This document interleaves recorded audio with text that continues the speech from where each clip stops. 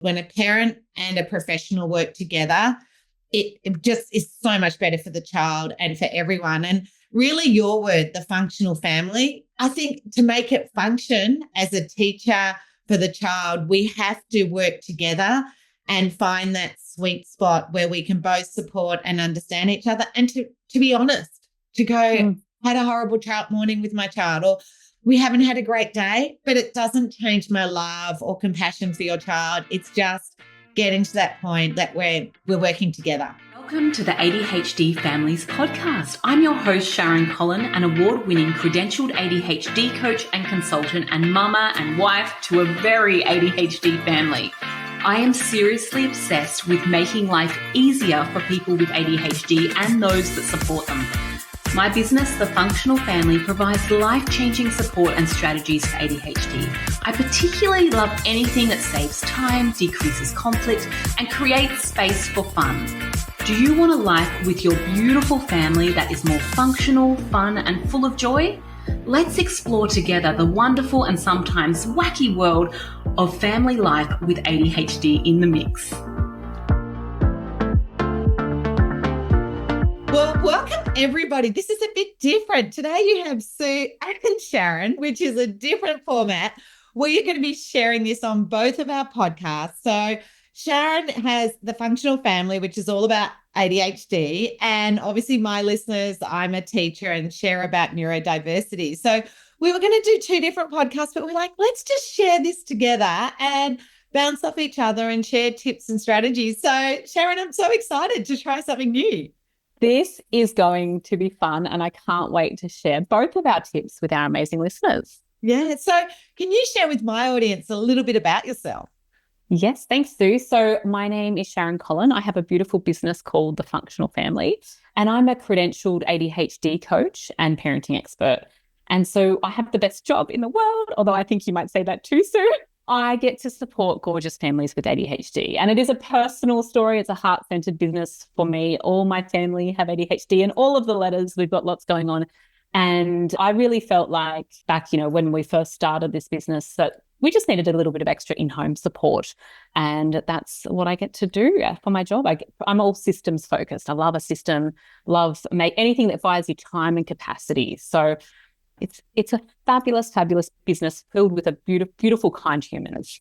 Yeah, I love that, Sharon. And look, it's funny. I never consider it a business. I just consider it my love and passion. So I love the fact you said it's heart-centered, because if you ask me, I always just go, I'm just one teacher trying to make a difference. And often I get these big emails from people. I'm like, I'm not a big organization. It's just sort of me, my husband backing me up, and a few uni students who step in and out.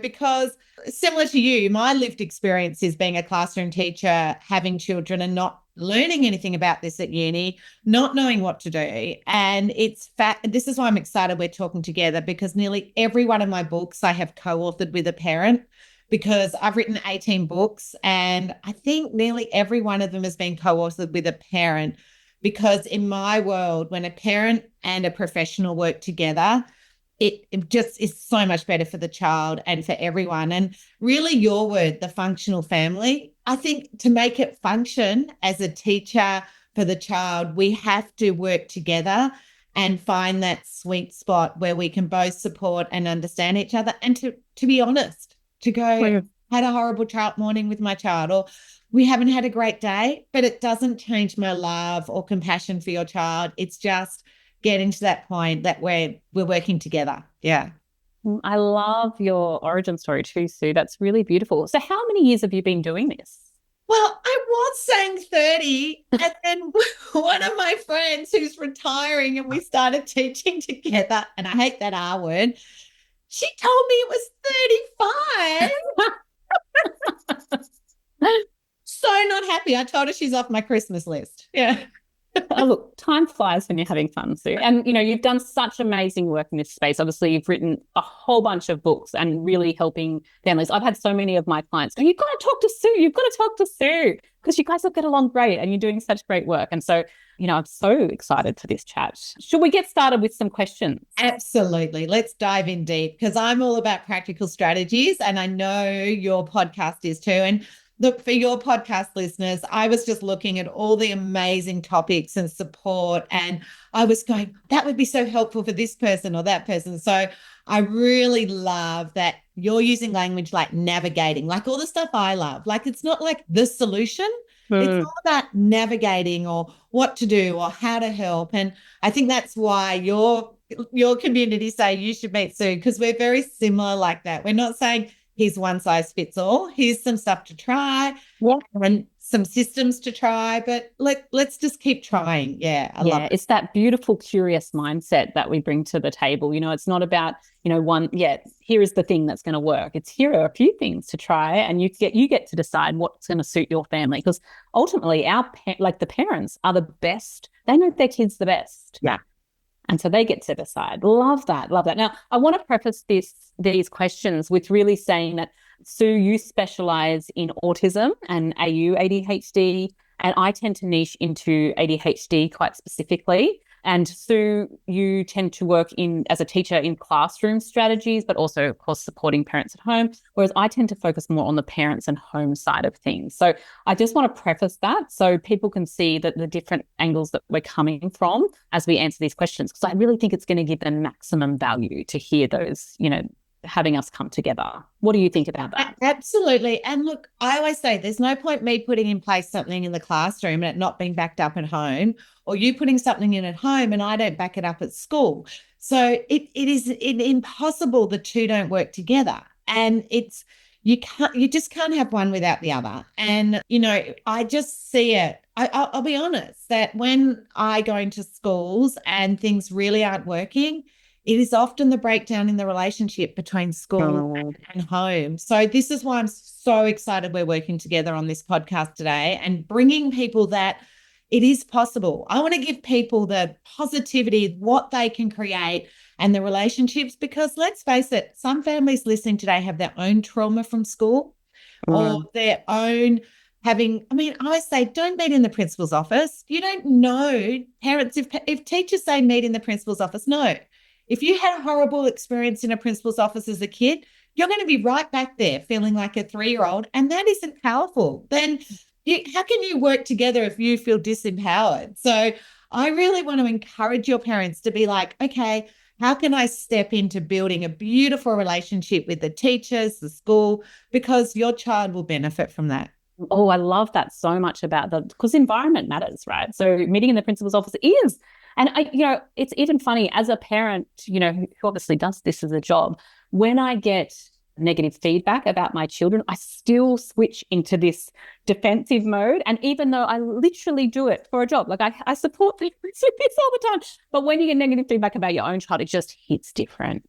And so having that awareness about it and putting something in place before you get into that room, very helpful, because we know that having that collaborative relationship with the school, a positive collaborative relationship, everyone wins. But when we're against each other, it's really hard to make any headway from there. I just want to say it is your job for it to hit hard when it's your child. Like, it really is your job as a parent. Your job is to advocate for your child. People criticize me because I call my students my children, and I know they're not my children, but when I go to a doctor, I always say to a doctor, if this was your mum or this was your brother, how would you treat it?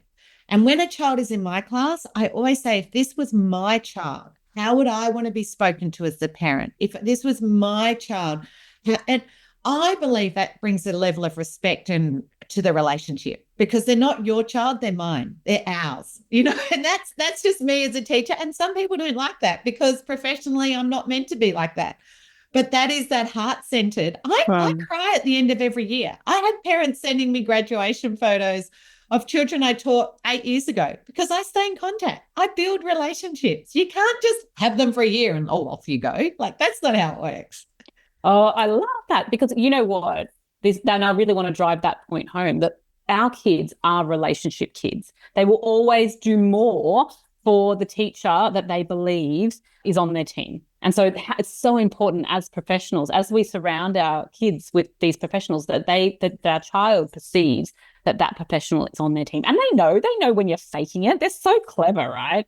We had a teacher last year for my little guy, and she was quite strict, and that was absolutely fine. But she always like secretly let him know that he was like she thought he was amazing. So she'd still be going through the same, don't swing on your chair and all of the corrections. But then she'd be like, come on, Albie, and she just like did this thing. And he excelled for her. She had this beautiful way of still teaching the class, still honoring what she had to do, but also like giving him a little secret nudge in the background. And that all those things add up. We need to be on their team. Right. It's as simple as that, Sharon. It's not buying some amazing sensory garden, or it's actually just taking a moment. Like I say, when you're in yard duty, pop out, just go and see what that child's doing. If you've had a bit of a bad morning with them, go and find a moment and check in with them and give them a little bit of praise.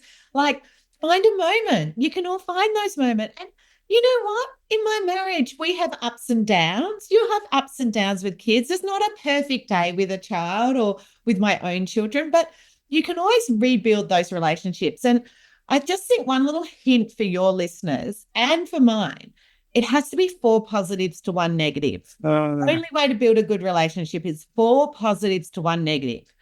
You don't want someone following you around all day going, do this, do that, pick up this, pick up that, right? But you have to give 4 positives. So families, if you're in a meeting, you've got to go, look, this, and this is going so well. Couldn't be happier. But could we work on this? But if you walk in going, here's a problem, here's a problem, here's a problem, here's a problem. Oh, and by the way, I like the way you went on camp. No, you've got to start with the positives and then get to what the negative. And it's the same for the children. You have to find the 4 positives for every negative. It's interesting that you say that, because we've been doing a bit of an experiment here. I hope you don't mind me sharing this, but I was listening when I yell out for my kids, they ignore me, right? And when my husband yells out, they all answer, which is fascinating to me. But he has novelty because I'm the primary caregiver. And so what I started to do is I started to clock what I was yelling out. And I was always yelling out demands, right? So I'd be like, in a nice way, because, I'm not making yucky demands, but I'm like, hey guys, it's time to put your shoes on, we're going in 5 minutes. And all my kids just tuned me out. So what I did is I stopped yelling out demands. I have a rule in the house that I only yell for praise, right? Or for funny things.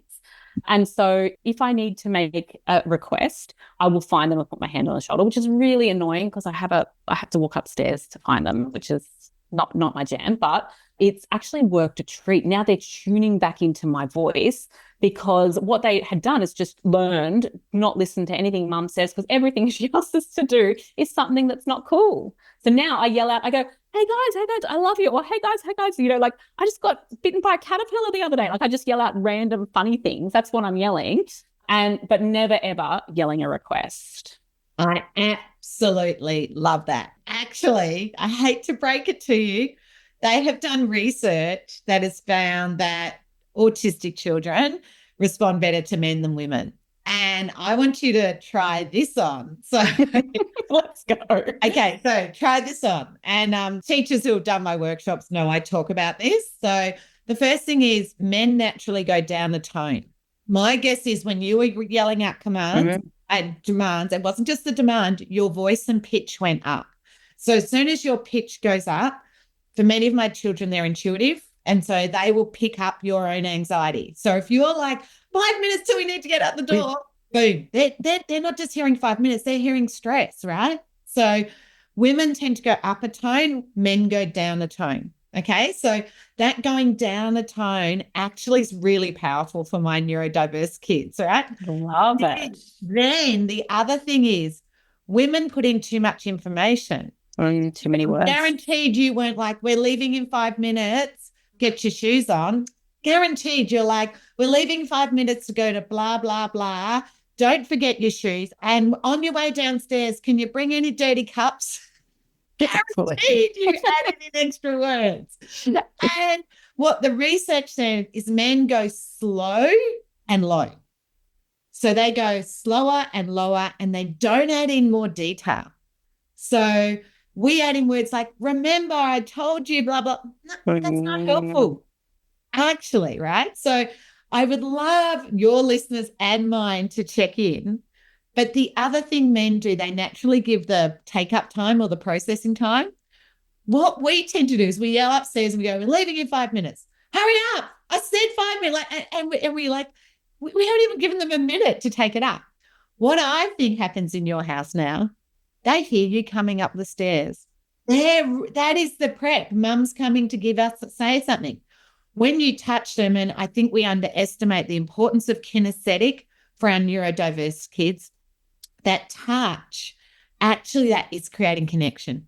And I think it's a bad thing that teachers aren't allowed to touch students anymore, because many of our children respond best to gentle guidance and touch. That if a child's in the middle of a computer game and you say something, that can like cause a reaction, like a fight or flight. But a gentle touch on a part of their body that is comfortable for them is a signal to listen. And there's a lot to be said for that. And I just think that if I wrote that in a program, I can tell you a lot of schools are going, oh, you shouldn't be touching them. But actually, if that's how a child learns, this is an independent plan. So anyway, sorry I went down there. Yes. Yeah, no, that's wonderful. There's some research that really backs up what you've worked out. And I call myself a pracademic, which is a practical academic. I work out what works in my classroom and then I go and find the research. You know, I've taken it. I love experiments. Like I feel like one day my children are going to write a book about the weird stuff mums made us do. It's not going to be very complimentary. But one of the other things that I've worked out is if I'm trying to talk to the kids and they're not listening, because there's all three of them and they're all doing lots of things, if I just do a funny voice, they lock in. And that's been a really cool little takeaway too. Like just something that's novelty, something that's a bit different, all of a sudden out of nowhere, boom, they're in. I have to ask, come on, do one for us. No. Come on. I can do a chipmunk voice, but it's just not the right time of the morning for that. But that usually gets a great reaction. I love it. I love it. I love it. I love it. For our ADHD children and our children with autism, and for anyone we haven't really explained, but ADHD or autism ADHD is a new term. You're all going to hear a lot about it in the coming years. And I mean, I'm looking to put a course together. I would say again, I have been teaching children with ADHD and autism for 30 years, 35 years. So I have to correct myself now, thanks to my girlfriend. But what I would say is we don't talk enough about this group of children's sense of humour. And I wish that was on the diagnostic criteria, because what I know as a teacher, when I see a child's humour, that tells me they're ready to engage. Because the higher your anxiety, the lower your ability to take on board a joke and laugh. And so I know I have kids who can be quite humorous, but if they're a little bit anxious, say after lunch, my jokes don't land very well. And not sarcasm. None of my kids handle sarcasm, but, you know, a joke or so forth. But I always say as a teacher, when a child shows me their humor, it shows we are connected. Yeah. Love that. Okay. Shall we get to some of our questions? Because I feel like I could talk to you all day. Yeah. So it is, isn't it? So one of our first questions was, can you share your journey of what inspired you to focus on autism, and I will say ADHD, and your chosen field, so education? What inspired you to start, Sue? Well, I had a little boy in my class with autism called Michael, who was what we used to call classic Canna's autism. So that picture we used to have of autism, we don't really have that picture anymore, but nonverbal, hand flapping, toe walking, sort of rocking in the corner, or for him it was under a table crying, you know. And I had a class of 25 kids and I loved him so much, but I didn't know what I was doing. And like many, and parents, please listen to this bit. If you're distracted, come back to me, because teachers don't learn beyond what is autism, what is ADHD. When you ask a teacher what to do, half of them have never learned about this. And the teachers listening will be nodding their heads going, yes, I'm expected to know what to do in a busy classroom, complex classroom. So parents, I always say, if you ask a teacher to do something, ask yourself, could your child do that at a birthday party with 30 children? Because that is the context of a classroom today. A classroom is like a birthday party, stuff hanging down, a whole lot of exciting things happening. Could your child focus at that birthday party? Could your child follow? Because it's not realistic to compare to how your child is at home, because your home is nothing like my classroom, and my classroom is nothing like your home, but I think a birthday party is the equivalent of a classroom today. Open plan, busy, blah, blah. So what I would say, going back to why I got into autism, is because I felt like I was surviving and getting through the day. And I honestly felt like I was babysitting, and I still get teary today, that heartache of wanting to teach and having no idea what to do. And for your listeners, no Google, no Claude, no ChatGPT, no Pinterest, no Instagram, no Facebook.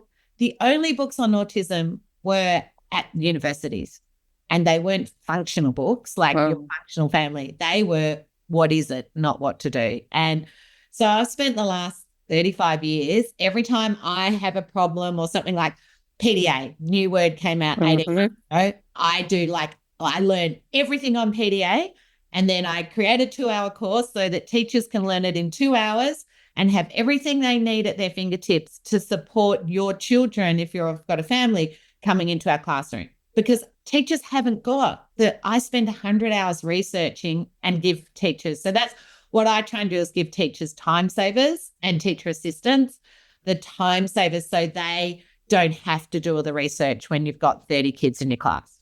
I love that. Love that so much. And yourself, flipping back to you. Yes, yeah. Oh, so my story is that I married this most incredible man, and he has a really hyperactive presentation of ADHD.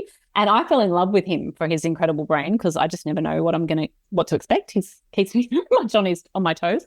But when I spoke to him about his ADHD, it was very much a story of trauma. So he was banned from the classroom because he was aggressive. He never got invited to a birthday party. He had the naughty boy stigma, and he had a really rough time. And so when we got married and had our kids, and I'm looking at my beautiful kids who are very similar in presentation and going, oh, I can't have that trauma repeat itself. I'm just not, I now have to learn everything I can. And obviously that was about, learning formally and informally, and experimenting about what could make things easier for us at home, because I recognized very quickly that we were doing all the things. We're doing all the therapies, we're doing all the diets, all the everything. I think we'd spent $30,000 in our first year after diagnosis, throwing it all at my son's, which is probably going to go in that book that he's going to write about me, is that what our home life just sucked. Our life was awful. And so we were doing all this stuff child focused, but it was bigger than that. We had to look after the whole family because we were all burning out. And we needed family systems, and it didn't matter what they were doing next door or down the street. We needed family systems that worked for our family, and anything that could buy us time and capacity, I was all about it, because to be there to support your child when, your child is dysregulated, it's very hard to do that when you're burnt out. It's very hard to meet them where they're at. It's very hard to do the psychology strategies. It's very hard to do all of that. You can't access it when you're just so damn tired. So that became the passion of the functional family and training as an ADHD coach, because I really wanted to be able to help other families like I'd helped mine. And I recognized that need. Yeah, 100%. And this is what I say. Teachers can't support children unless they feel supported. Mm-hmm. That's because teachers actually work in isolation a lot of the time.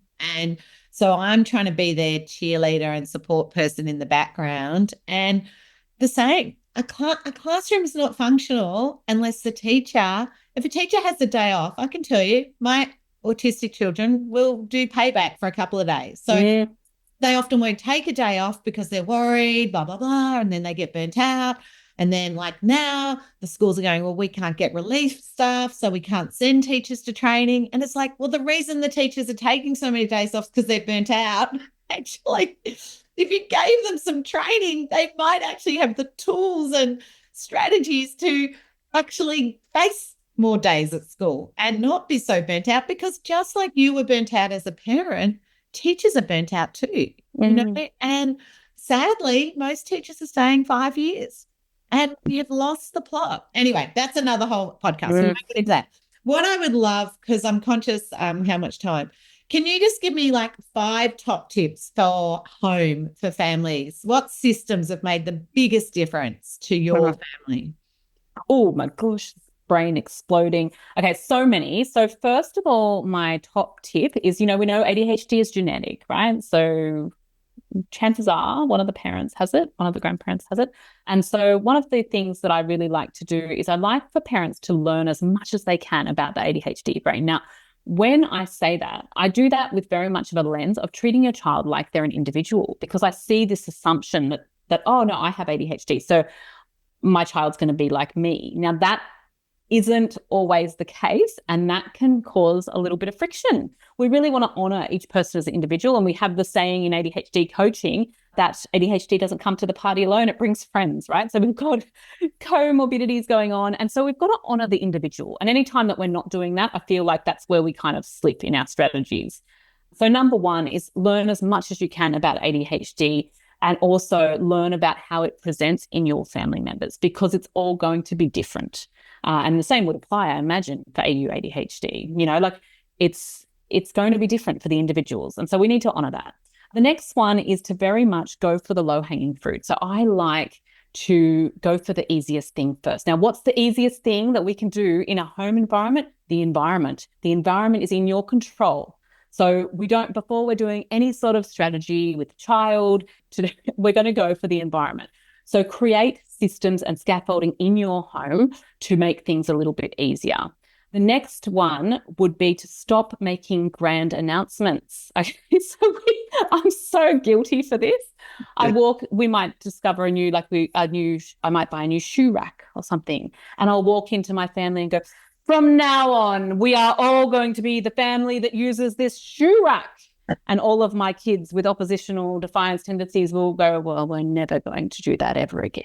Like, that's dream is lost. We don't need more planners. We don't need to buy more things off Etsy. We don't need all new systems. What we need is to go ahead and work things through with our family. We collaborate with them to discover the system that's going to work for our family, and have that experimental mindset. Okay, we're just going to try this for a little bit. We're going to get feedback. We're going to check back in on this system.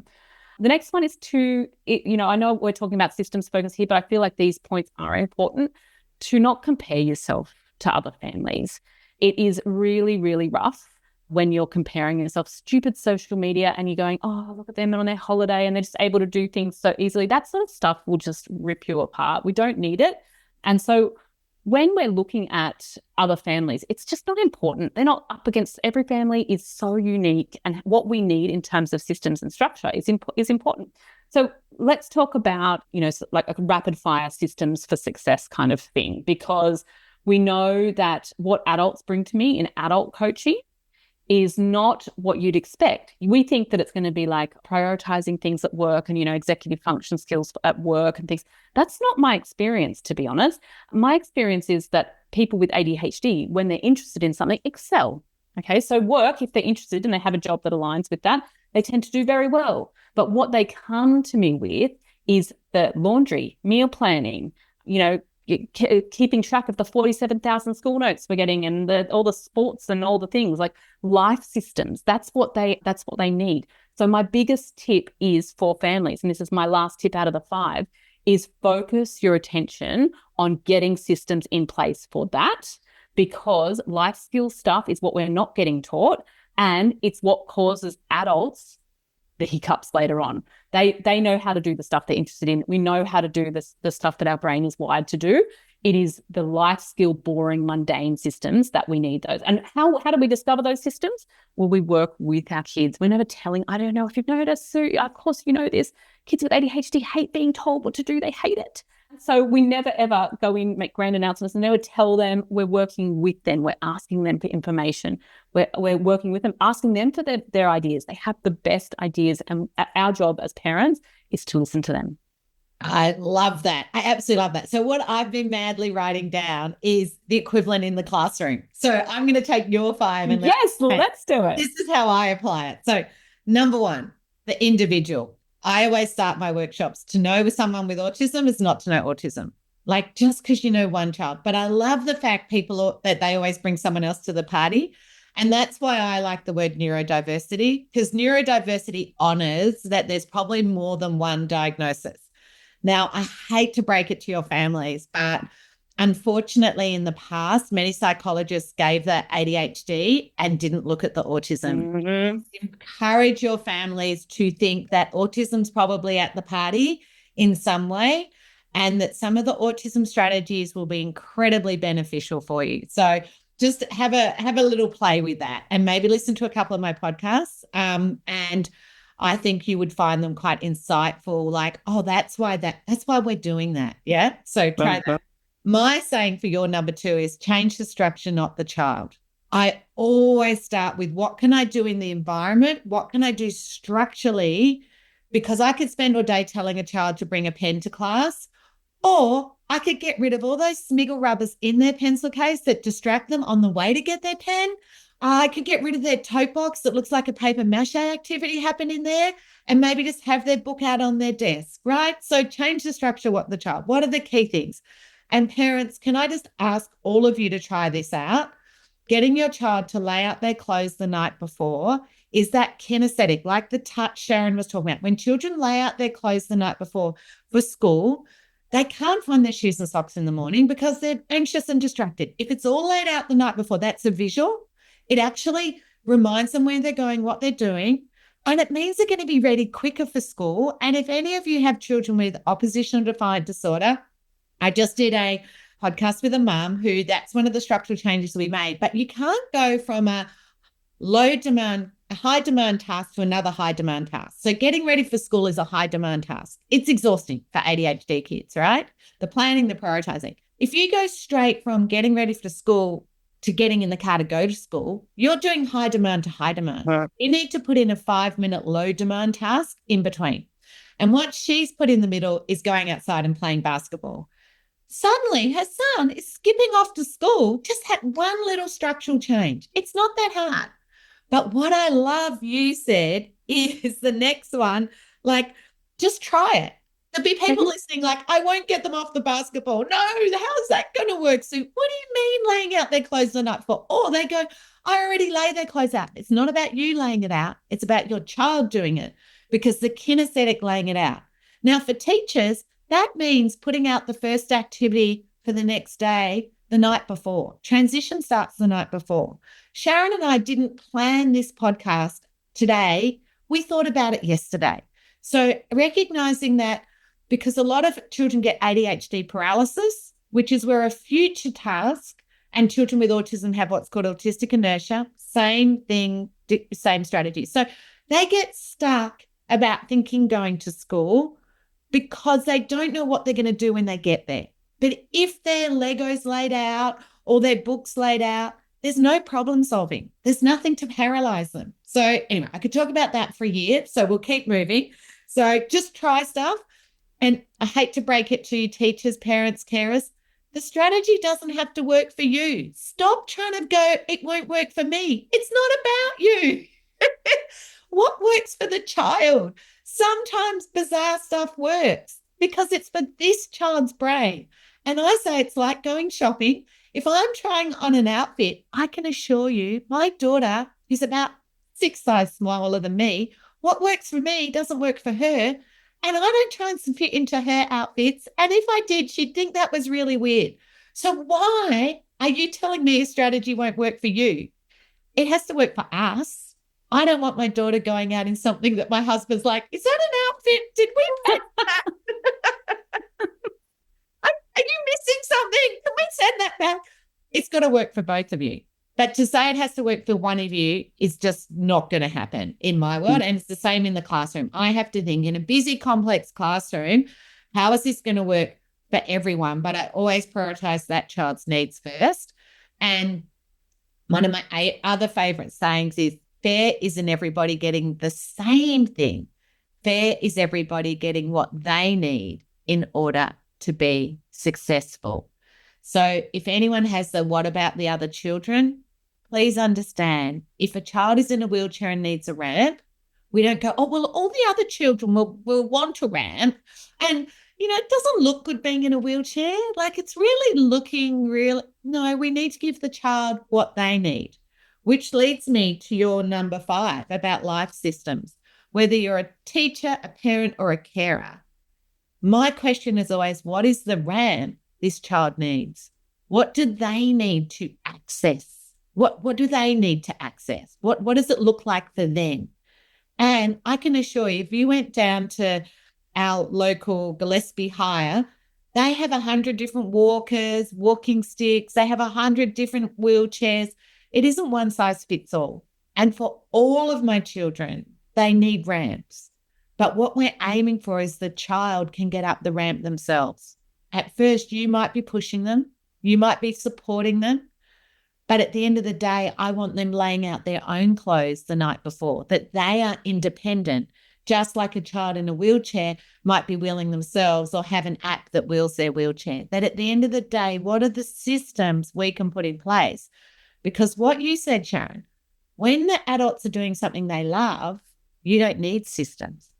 How do we find the systems they do automatically and love and take on as their own? Do you think this is, I just want so many things are going through my head. You know, one of the things that I'm always listening out for in coaching is the word should. Yeah. And when we say this to ourselves, when we say this to our kids, like, he should be able to, like, you know, like it's this comparison word, that's always a red flag for me. And, you know, when we're talking about, you know, what our child is able to access or achieve at that given moment, you know, it's a massive red flag. Like, I'm just wanting to flag that as you know, if you catch yourself saying that in your head, a lot of us are clued in not to say it out loud now, but if you catch yourself having those kind of thoughts, it's a real moment to reflect on what that actually means for you.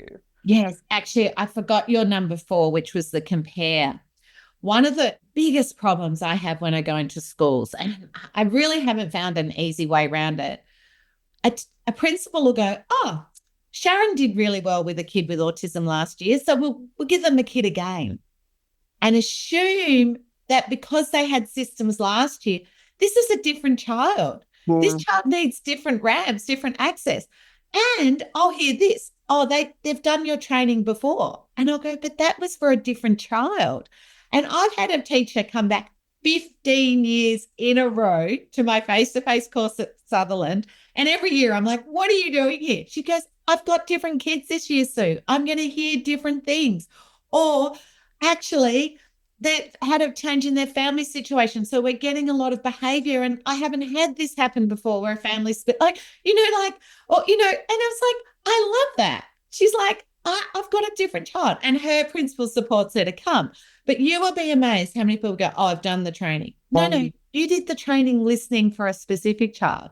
Now you need to come back and listen again. You know, I always think it's like an outfit. I wear an outfit with different shorts, different pants, different shoes, different hair. Same outfit can look different. It's just that I just think people struggle the most with that. The comparison comes into assuming all kids are the same, and they're just. One thing I did want to touch on here is praise, because we know, you know how you said like the three positives to one negative, but I think a lot of people are not sure about how to give like praise, and they might, I hear often, oh, it makes my child uncomfortable. So I'm wondering if sorry to talk over you, but yes. See, if you have a kid with PDA or ODD, oh no, I'm not giving praise, because then that's now a demand that they have to achieve the same thing again. So this is the most individual thing. Praise is the most individual thing. And also, Sharon, if I said to you, Sharon, can you do your best work? Oh. What is your best? That's just why my children are perfectionists, because as if it's my best. I, as a neurotypical, know you mean like give it your best try, do what you can today. But if I said, you know, do your best, like my personal best, like the Olympic style best work, you're not going to get anything, and you're probably going to get a ripped up worksheet. And I'm sorry, I don't care about your certificate or your praise, because you told me to do. Anyway, I'll let it go. I'll let my high horse run away. But just we put so much pressure on children, and praise can cause a lot of pressure to my children. Again, calling mine. And it's hard because we've been taught to praise. And neurodiverse children, praise is really confusing. Mm, mm. What's your experience? What's your experience? Well, I think that we can do it well and do it terribly. So I know that, say, even personal story, one of my children, all of my kids have ODD, but one of my children is not comfortable with verbal praise, but they are comfortable if they overhear me talking about how good they are. So I often have just fake phone calls to my mum and I just say how great they were. That is a strategy I use with one of my students. And I'm waiting for it to wear out because with ODD kids, things wear out. I'll be like, hang on, darling. I'm just going to call your mum. I'm just going to tell her something. You're not going to believe what happened, blah, blah, blah. Okay, yeah. And it's still working. And I'm like, anyone videoing in my room would think I'm insane. But anyway, sorry. Yes. Another one I like is I like hand gestures. My kids are very I just like they're just subtle little hand gestures. We have little codes for things so that when they're on the playground or far away from me, I can catch their attention and do like these little hand gestures. And that's actually been good because it's not making a big scene of it. So we do fist pumps a lot and they're quite comfortable with that. But the key is finding it out there. But, one of the things that I was thinking about a lot over the weekend is, saying, oh, you did such a good job focusing. And I was like, oh, I just feel icky about that for a kid with ADHD. It's kind of saying to a kid in a wheelchair, oh, you did such a good job trying to walk. Like, I just like it was a bit icky. No, yeah. No, the outcome is the reward for our children. Do you remember that they are their biggest critic? My autistic children, ADHD kids, they're very good catastrophizers. So the outcome, you putting in place the supports for them to achieve a task, whether that's folding it in half, whether it's color coding it for them, whether it's making something small and achievable, and then being able to finish it is the reward. So you putting in place the structures for them to feel completion, because for many ADHD kids, they're watching everyone else has finished and they haven't finished. That's devastating. You can give them all the praise in the world, but they will notice everyone else has finished and they haven't. But if I make the task smaller, achievable, even if I write the first half, and I always say, let an ADHD kid write at the end. There's nothing more pleasing than writing the end at the end of something. And I might have written 3/4 of it, but they have the pleasure of writing the end. That is the praise. It doesn't need to be praise. The completion is the praise in themselves because they don't take false praise. Right. They know it. But hand signals, oh my goodness. In my workshop, I go through all my hand signals and teach it to teachers because hand signals are so important for ADHD kids because they misread if you give them a look saying, wait, they see, go ahead and talk. And we also should mention RSD in here. Like a lot of our kids, they are showing signs of RSD already. So for my listeners, tell what the RSD is because I haven't done that yet. Oh, okay. So RSD is rejection sensitivity dysphoria.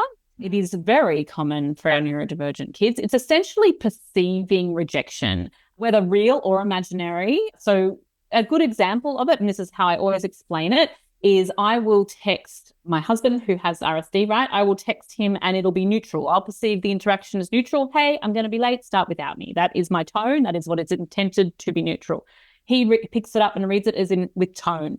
Hey, going to be late. Start without me, right?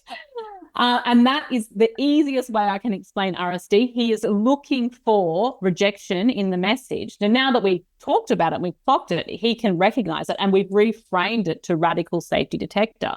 Right? So it's just their nervous system is heightened, so they're on the lookout for threat. That's what they're there for. And so you can play into that because they're looking past even though you feel like you're doing praise, they're looking for that little moment, that little glint in your eye where it's not genuine. They're on the lookout. Their nervous system is heightened. And that's what I'm saying with the tone. That when you call upstairs with a demand, they're picking up the rejection. And this is so important. And I am going to do a podcast on it for my listeners next year, because it's just so important and probably be in the ADHD and I'm really thinking that has to be part of the course because ADHD kids particularly have this rejection. And look, I mean, people won't like this, but I have actually said to school principals before, does this teacher assistant like this child? And the parents will go, oh, they're having trouble building a relationship. I go, move them out. The kid knows. Just move that. This child is completely feeling rejected. The relationship is irreparable now. This kid is so sensitive that they're only with them for a year anyway. Let's swap it out. It'll be better for everyone, because once this child has decided a person hates them, and that's what they'll say. They'll go, they hate me, or you were angry with me. If you can't fix that quickly and it keeps going on, this child's not going to do anything for you. Like, they are going to be pushing your buttons because you've rejected them. And so now they're going to reject you back, and I know that's hard to hear. And I know these are some really good staff who have had this happen to them, or they might, like I've had people having stuff happening in their personal life, but the child perceived it as about them. It's a perception. So yeah, thank you for touching on that. Do you mind if I just ask you from a teacher perspective, and maybe we can flip this around. So from a teacher's perspective, we've got a child that's struggling in a classroom environment. I'll do the parent perspective, you can do the teacher perspective. What do you want to see from the parents? And we can flip this for mine. What do you want the parents to walk in with for that meeting? Because I feel like this is where a lot of relationships break down. So we know that there's going to be a little bit of conflict, and we know that there's going to be struggles in the classroom. We know it, right? We're not sending our kids going, oh no, it's all going to be fine when they get there. So what energy do you want the parents to bring to these meetings? Okay. I'm hesitating, Sharon, because I'm not the average. I'll be honest. I get a lot of parents who go, I wish you taught my child. Yeah, I do. I wish that. Right. And so it's very hard for me because I am biased. I love my families and my kids. I am like, what are we going to do here? Come on. Like, okay, your kid told me it's going to kill me, whatever. But I am not the teacher who's going to be there going, oh my goodness, your child can't do it. So, okay, so I need to sort of really flip that in my thinking. And it's probably a question I need to think more deeply about, I'll be honest. But the first thing, I always start every meeting with people sitting and reflecting on 3 things that are going well and what are our 3 biggest challenges. Because I often find what mum thinks isn't going well or what a challenge isn't always what dad does. And everyone needs a voice at the table in my meetings. So whether it's, if I've got myself, my teacher assistant, I want them to write down 3 things that are going well and the 3 biggest challenges, because we need to come to consensus what the challenges are. And I think sometimes I'll have a parent go, I think this needs to be, and then the other parent will go, no, that's not what I thought we'll hear about. Like, you'd be amazed, even between couples at that. So I find that really positive. I always start with, what are 3 things that are going well? What are our 3 negatives? And then things that need working on, what are our challenges? And then we're going to prioritize what to work on. And I'm a real believer in we can only work on one thing at a time. Otherwise, we overwhelm the child, the teacher, and the parent. So I'm always going to come from more I would say to parents, this is come in neutral. Mm-hmm. It's really hard. Don't come in with a big document. Don't send me a 10-page email. Just come in neutral.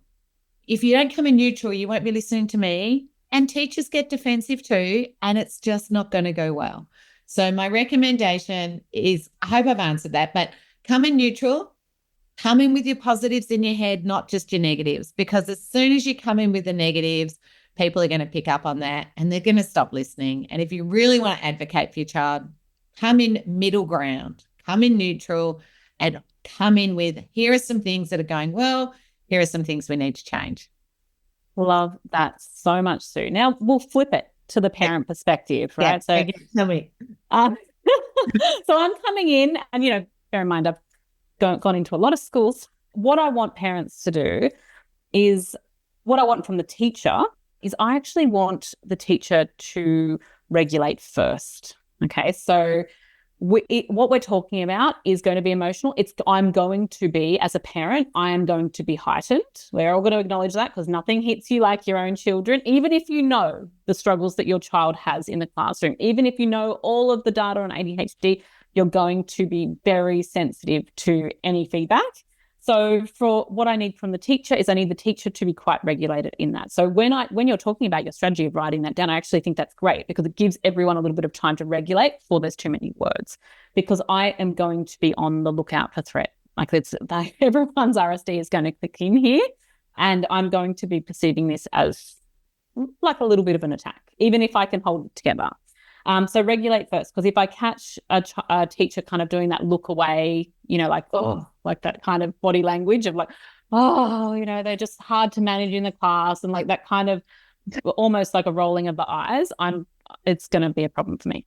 To also, what I need from the teacher is I need to know that they are on my team, that they actually care about my child and the outcome, because it's really hard to establish that collaborative relationship with a teacher if you don't perceive that they care about it, right? So I need them to know. We need to establish that rapport straight away, I love that exercise that you did. The next thing I want the teacher to know is I will pay for stuff, okay? So if you need stuff, you need tools, like transition tools, you need dance, you need anything, tell me what it is. Don't try and waste time getting funding for the Department of Education or whatever. I will get it for you. I will do what it is. Absolutely love that. Because the time is of the essence. And if it's what you need, I care about my child enough, and all my parents do in my beautiful membership, my beautiful community. We care about it enough that we will do what it takes to give you the tools that you need. Yeah. The next is when you call me when a teacher calls me with feedback, tell me, like, don't just call me for negative feedback. Call me for positive feedback too. And of course, this, right? Like, you are the perfect person for this. But, for teachers listening, it's so important. We had a beautiful, beautiful principal wrote my son a postcard and sent it to us in the mail saying that she was really, and that in itself was such a powerful thing. It didn't have to be verbal praise. It was a little postcard sent in just saying that she's seen, all the effort that he's putting in. He's really trying hard. And that had so much weight coming from the principal there. Just those little things make such a big difference. Yeah. Well, I think we should finish on that note, because I think that is beautiful. And look, this has been a longer podcast, but I think my community would have got a lot of stuff out of this. And I hope yours does too. So I really appreciate it, Sharon. Thank you, Sue. That was amazing. Thank you for listening to this episode of the ADHD Families Podcast. If you loved it, please share it on your socials. I want this to start a conversation about ADHD. If you want to make this mum do a little happy dance, please leave a review on iTunes. If you would like to know more about what we do, check out thefunctionalfamily.com. I truly hope that you enjoyed this podcast and you use it to create a wonderful, effective, joyful life with your beautiful children.